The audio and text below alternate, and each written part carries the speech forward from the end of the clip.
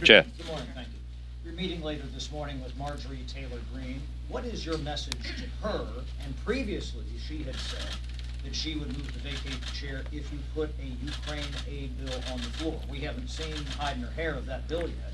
Is that part of this conversation? Well, on the supplemental, the House members are continuing to actively discuss our options on a path forward. There are a lot of different ideas on that, as you know.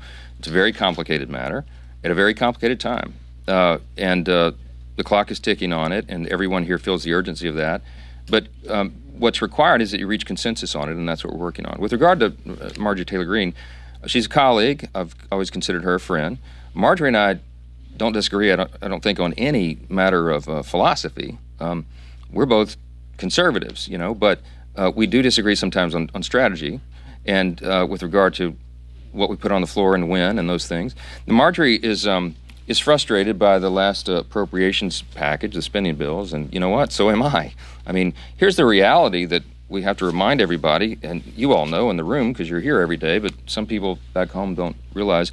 We have the smallest majority in U.S. history. We've got a one-vote margin right now. This is an historic moment. There's never been anything like this. And at the same time, we, Republicans, only have that majority in one House. We don't have it in the Senate, obviously, where Chuck Schumer and the Democrats are in charge. And we obviously don't have the White House right now. That's a Democrat there, too. So we are not going to get, because of that reality, we are not going to be able to do big transformational changes that we'd like, that we know are necessary. And for example, the budgeting and spending, we're not going to get all of our priorities. We will never get 100% of what we want and believe is necessary for the country, because that's the reality. It's a matter of math in the Congress.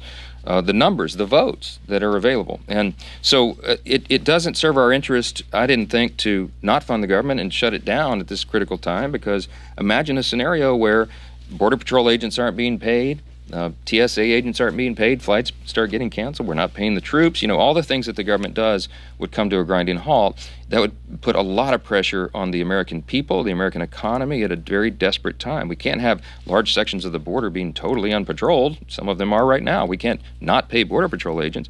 So that just wasn't an option. And I don't think that would be helpful to us from a political standpoint for the Republican Party to continue to govern, to maintain, keep, and then grow our majority in November. I thought that would have been a great hindrance to it, and so that wouldn't be helpful, and nor does a motion to vacate help us in that regard either. It would be chaos in the House. So Marjorie and I are going to visit later today and look forward to the conversation, and I'm not going to discuss it anymore. I'm going to discuss it with y'all. I'll discuss it with her.